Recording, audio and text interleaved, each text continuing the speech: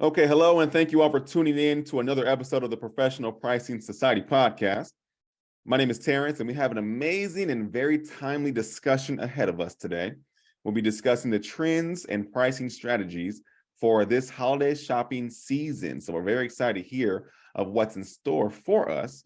Our guest that will be bringing the good pricing news today is Ms. Shikha Jain, partner at Simon-Kucher. Shikha Jain is a top-line growth advisor with a client portfolio that spans the B2C world, including fashion and apparel, footwear, beauty, consumer goods, luxury goods, and things of the like. Shikha works with CXOs to build effective go-to-market strategies and commercial excellence on all revenue growth topics. Now, though her experience ranges across Europe, Asia, and Latin America, over the last decade at Simon-Kucher, Shikha has developed a strong acumen in the North American markets. Also, in addition to helping her clients grow, she also devotes her professional energy to furthering diversity and inclusion in the workplace by studying the role of sustainability to drive future business. Ms. Jain, it's a pleasure to have you today. How are you doing? I'm doing great, Terrence. Thank you so much for having me. And it always sounds better when someone else introduces you. You're like, oh, that's me? That's me they're talking about? Yeah, sure, absolutely. Well, I'm glad to have you here with us today. We're going to be talking about something that's very necessary and timely, especially because the holidays are right around the corner. So I want to just go ahead and dive into our conversation. And I first want to ask you, can you tell me anything about the holiday shopping study and what it has exposed about inflation and any other economic trends this year? Yeah, absolutely. So this is the fourth year in a row that Simon-Kucher has run this market research study. And what we do is focus on consumer trends. We ask the consumer, what are their plans for upcoming big promo days? And so big promo days are things like Black Friday and Cyber Monday, which we're all very aware of, but can also include things that happen around the rest of the year, like Amazon Prime Day. And so what we do is we want to explore the impact of major economic trends on shopper behavior, want to understand, especially now, the impact of inflation, the impact of the pandemic, and just in general, attitudes towards how consumers will approach the upcoming holiday season. And I think this year specifically, there are two key factors. One is the end of the pandemic, or at least that's how, people are really glad. Even last year started to return to normal, but this year definitely feels very much like a pre-pandemic type of year. And then something we just cannot escape these days is inflation. And, in some cases, from a consumer mindset, they're thinking about inflation, but from a business mindset, there's also this question about a looming recession. And I think maybe to add to that part about the pandemic, it's the way consumers are going to shop. It's almost a throwback to 2019. 90% of shoppers are saying that they're going to participate in Black Friday or Cyber Monday. And this wasn't the case in last year either. It was something like 75% participation in the last couple of years during the height of the pandemic. And I think the other factor that we talked about, inflation, inflation has been a topic since May 2021, believe it or not. But so it's been in the news cycle. And how do I know this? I did a quick Google keyword search on inflation and found that it started to peak in 2021. So we've had about 18 months of this topic. And it's really picked up steam in 2022. And it's definitely affecting consumer purchasing power. You see it every day, right? We see it in our gas prices. We see it in our food prices. We just see it in simple things like, well, maybe not so simple anymore, but eating out, getting a coffee. I mean, my coffee this morning was $10, believe it or not. It's it's a bit of a special drink, but that's for me, almost a 30%, 40% increase in the price I pay. And if you do this every day, it's going to hurt everyone's, pockets. Sure.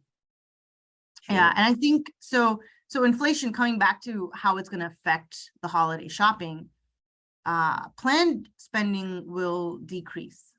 right? So most people and more people will spend less than $200 on promotions this holiday season than they did in prior years.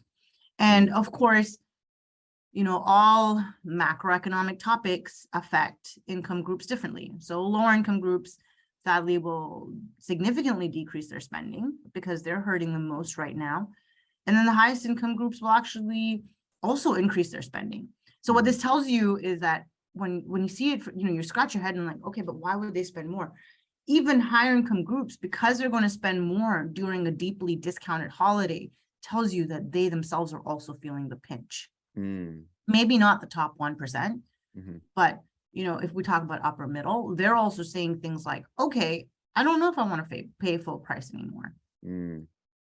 Yeah, that's huge. Inflation, you made a great point. Inflation, has really been a topic within the past couple of years, and it's really affecting the consumers. But let me ask you this: how can retailers best respond to these type of trends that's kind of currently going on within the pricing realm?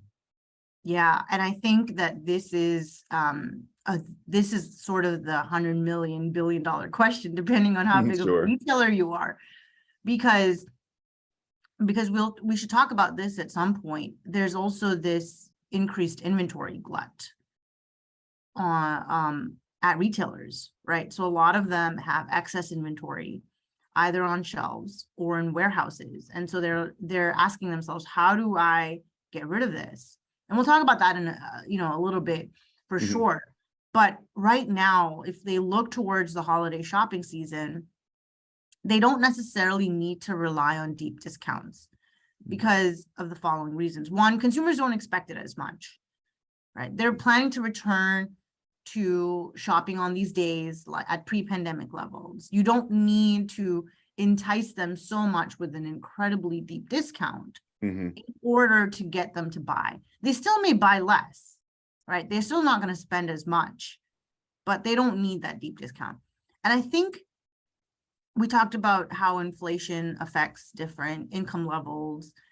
And so they can build promotions with less premium items. So and I think this is what it is, you can go deeper with sort of your opening price point items and entice those that are looking for a deal. There's a lot of folks out there that are deal loyal, but then use that to create a clear upsell path to premium products for high income spenders that aren't necessarily expecting a bigger discount, right? Or have more disposable income.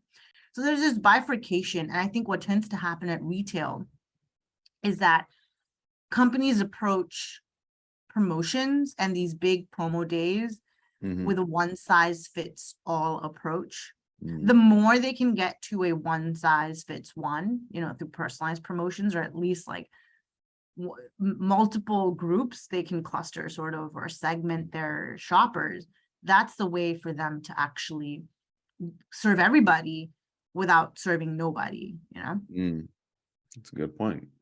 Okay, that's interesting. Now, speaking of shoppers during the season, in your opinion, what do you foresee between online or in-person shopping? What's affected more, and who does that maybe more cater towards?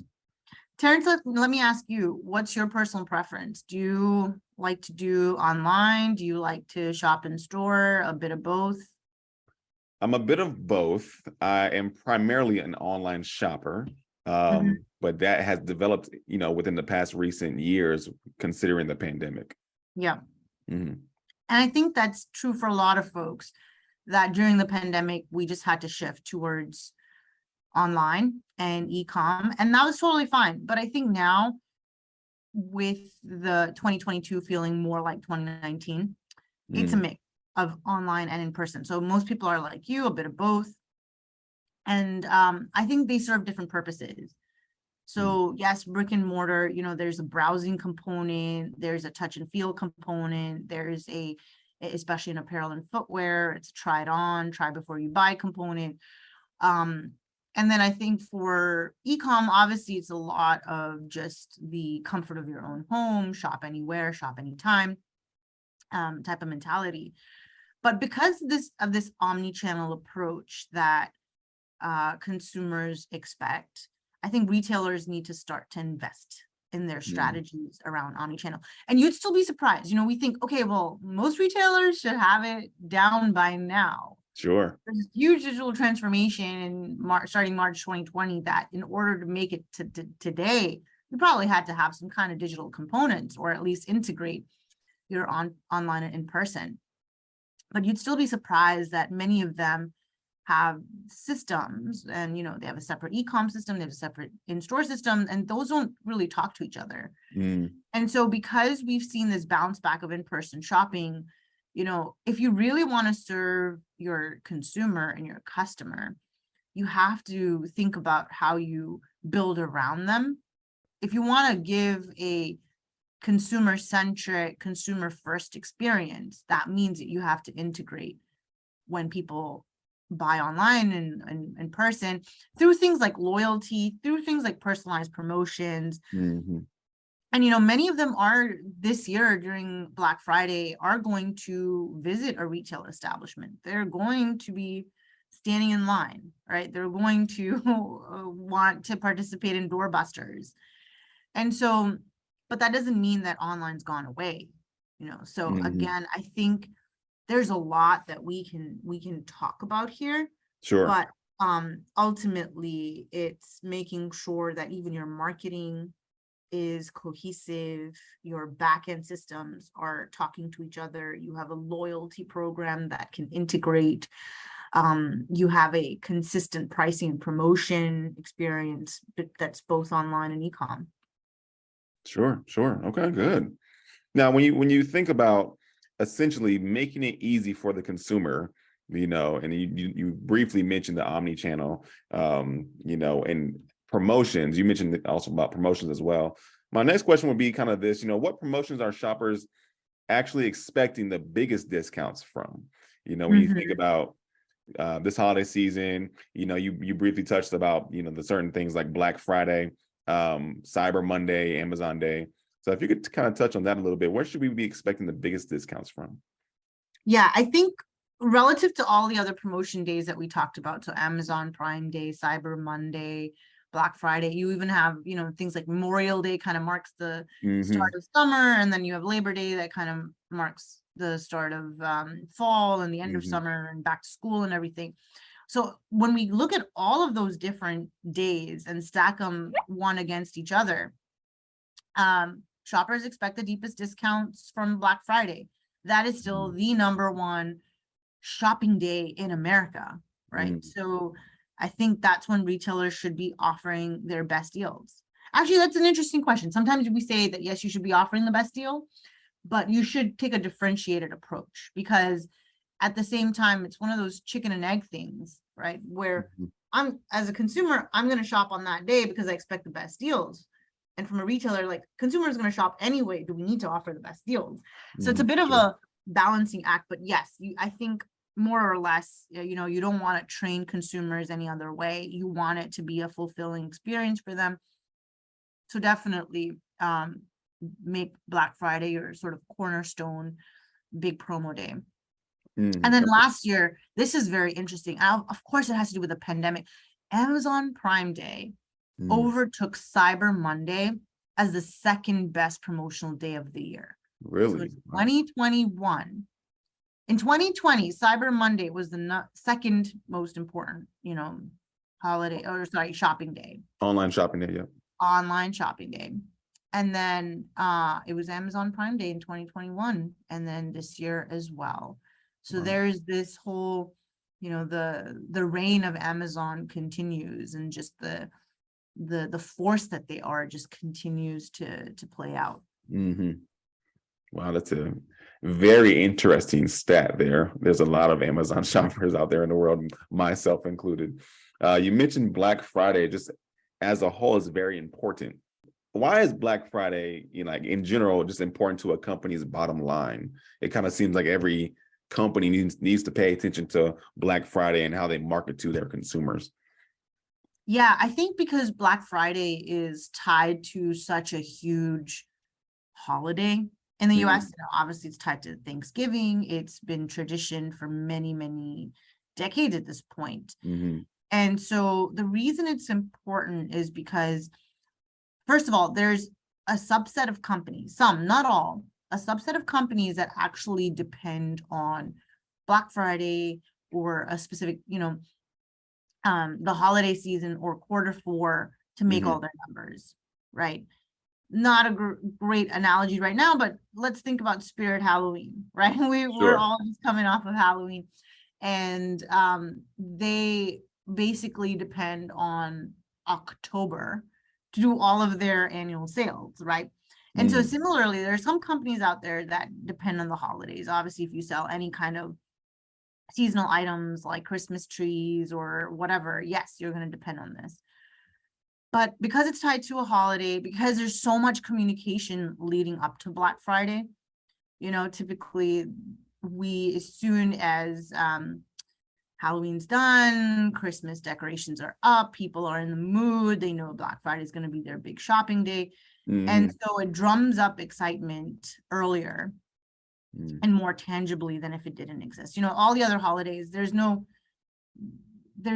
like, it's a bit less emotional in some cases. This is probably the one that there is the most emotional in some sense. And so, companies need to be able to generate buzz for their new holiday products. And a lot of consumer manufacturers are making big bets. They're trying to think about what's going to be the product that's going to fly off the shelves. And I want to make sure I don't have a lemon on the shelf, right? Sure. So they really need to lean into this promotional communication. They need to make sure that they're using a lot of marketing to be in front of consumers that are looking for deals to drive these sales. And, so there's different companies have different objectives for Black Friday. And for a lot of them, yes, how Black Friday performs compared to their expectations can kind of set the stage, right? Can kind of talk, because it also will get reported on in their next annual report, right? And most of them are on a calendar year in January. They're going to have to report on how they performed. Sure. And Q4 can be a big part of that. So at that point, it's important for them to be able to say, yes, we beat expectations, or if they didn't beat their Q4 sales, then yeah, they're going to have to kind of defend that to shareholders. Why or why not? Okay, good. Now, as it pertains not just to Black Friday, but Cyber Monday, Amazon Day, just preparing for Christmas as well, I can let you know now I'm going to be out there shopping. But who is more so the I guess demographic or the group of people who will be shopping this holiday season? So pretty much everyone, Terrence. Sure. So make sure that you are warm wherever you are. And that I wish for you that there aren't too many crowds, and you get whatever you want in your basket and on your Christmas wish list and all that gets fulfilled. But 90% of consumers are going to participate. So this is good news for a lot of companies. And I think what's even more compelling is that there's a higher planned engagement from Gen Z, right? So we're talking about a very young generation. They have only now just started to get into the workforce for a few years. They probably didn't really experience Black Friday as an adult with a disposable income. Sure. In person, potentially. And so now they have the ability to. And so they have this intention of participating in Black Friday, Prime Day, Cyber Monday, and the highest intention compared to all of the other groups. So millennials and baby boomers and Gen X. And there's some interesting areas where they will actually outspend other generations. So things that offer experiences and increase social status and recognition. So a lot of luxury makes sense, right? They're still they still don't have disposable income. They're still building their wealth. And so they are trying to get the best deals. So Black Friday is a great day to do that. So they're going to look for social status items and luxury to get recognition. But they're also going to spend on experiences. And that's a trend we've seen for many decades now, right? There's a shift away from goods to experiences Mm-hmm. and memories and all of that, and services. And so that's where they're going to spend. So they'll spend on travel and leisure items, entertainment and so on. Mm-hmm. And so I think there's an implication that, we talked about how retailers already have such a hard time with creating an omni-channel experience. They also have a hard time in catering appropriately to different generations or different target segments that might shop at their stores or on their websites. And so they really need to start focusing on creating lifestyle branding, lifestyle marketing tactics, thinking about how, if they sell pure products, how they attach a service to it, how they can create an experience for them. Because now we have to start to understand that if we want to build long-term loyalty, we want to develop a relationship with Gen Z, you have to start now, right? You have to start having a plan in place. Mm-hmm. And I recall, I'm an older millennial, but I recall when millennials were a thing, and a lot of companies were talking about them, even though that they'd been in the workforce for a good, 7 to 10 years. Sure. And at that point, you're saying, well, yes, but you kind of missed the boat a little bit. So now's the time to really beef up your consumer insights, your consumer marketing, your personalized approach to target Gen Z better. Okay, Gen Z, the one to look out for. Mm-hmm. But that's a great point you mentioned about experiences over products and goods. And if you have a product or a good, try to create an experience around that. Mm-hmm. I know I have a handful of friends and family members who value their experiences over goods, mm-hmm. and it's a great point you mentioned. Are there any other trends we should expect this holiday season or be on the lookout for?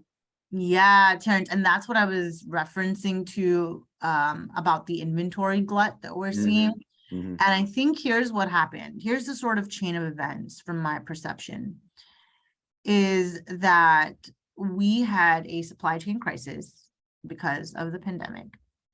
And as a result, what a lot of retailers and vertically integrated retailers did is try to hedge some of that supply chain crisis by buying a lot more. Very simply, they just bought more. They increased their orders, and they were a bit optimistic with their demand forecasting. They didn't anticipate inflation to be such a huge problem. Maybe, they didn't anticipate fears of recession. They didn't anticipate a lot of other things. And so they were just looking more from a, back end operations. How can we get products on shelves? Mm-hmm. But then I think they overcorrected. Mm-hmm. So now there's an unprecedented excess amount of inventory across all consumer goods and retail companies.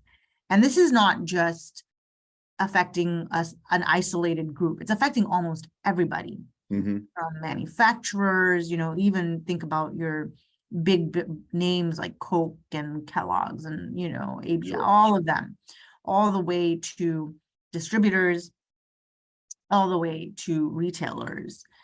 And so essentially what this means is there's a lot of product on shelf. There's a lot of product in warehouses. And this has a negative impact on your bottom line. This has a negative impact on your margins, because then you're basically trying to manage your cash flows and your working capital, and you're not being able to, put those dollars to work. Mm-hmm. So one of the things that is going to be critical for retailers to have success this upcoming holiday shopping season is to make sure that they're using their promotions the right way, mm-hmm. to relieve some of this pressure. Now, having worked with a bunch of retail companies, I do know that their promotion plans are more or less locked in, but okay. They still have ability, right, to change things like discount depth. They still have ability to, on their website, think about how they might want to, personalize different promotions or target people differently. And I think that now is the time to make sure you don't have that one size fits all, right? Mm-hmm. You're differentiating by channel, you're differentiating by segment, you're differentiating by your product types, mm-hmm. and your entire assortment and portfolio of goods.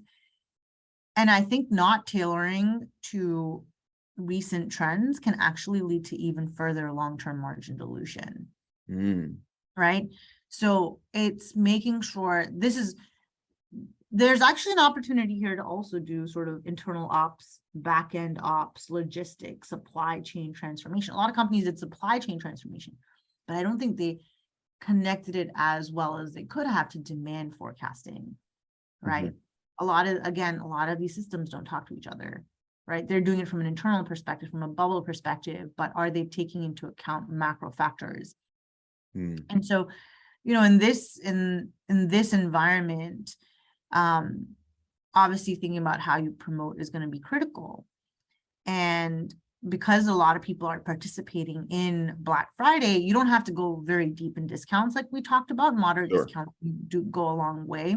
Yeah. And there's also additional initiatives. So obviously there's pricing optimization, right? Because prices can help you figure out how to forecast demand a little bit better.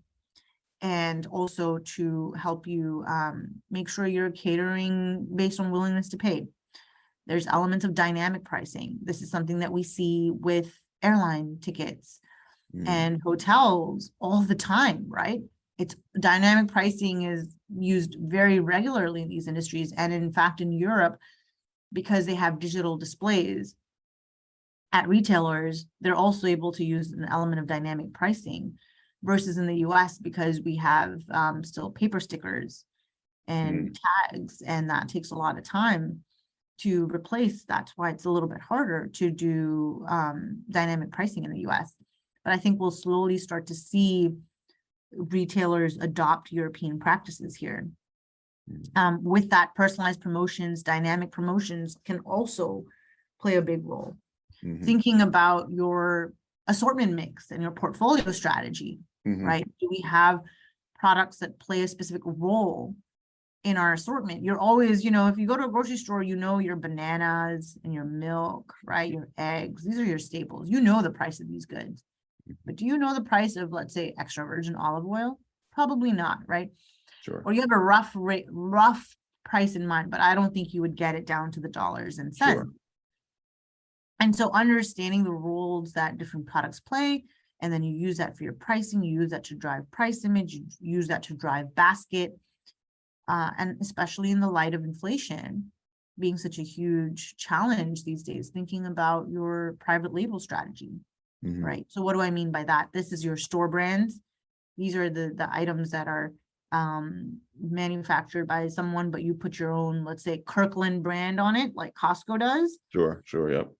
And so for a lot of retailers, they have their own private label strategy. And it's important to think about that, because consumers overall, not just in this holiday shopping season, but beyond, are likely to become more cost conscious and price sensitive. So let's make sure we have products to cater to them.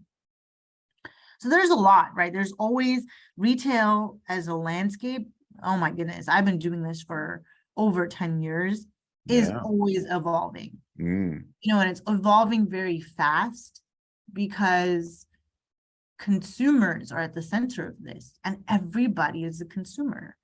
And so we are the ones that shape the trends that retailers need to follow. And we're living in in a fast-paced, constantly, evolving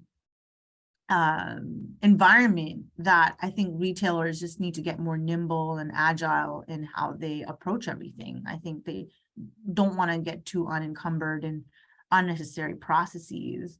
And to round it out, I think a lot of, Wall Street is going to be watching this holiday shopping season. There's a lot of expectations around this, and consumers are also going to be watching, just because they're dealing with a lot right now. So I think it's going to be an interesting time. I can't wait to see how it all pans out. Very, very interesting time indeed.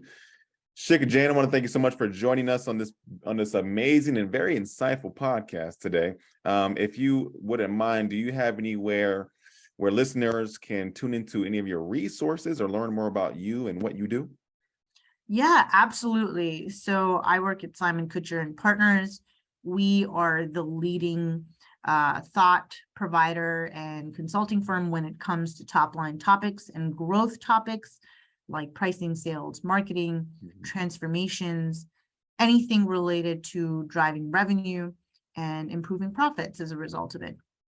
So if you visit our website, www.simon-kucher.com, you will get a ton of material and resources. And if you reach out to me, maybe, if you're interested, I'm happy to share any reports and studies that we're doing around holiday shopping. We also do a lot of consumer-focused insights on topics like sustainability, on topics like, and also coming soon, the business outlook for 2023. So stay tuned. There's just a lot of great content on the horizon and also already on all of our digital assets that you can access. All right, Shikha Jain, everybody. Thank you all so much for tuning in once again to the Professional Pricing Society podcast. Until next time, we will see you then. Have a good one.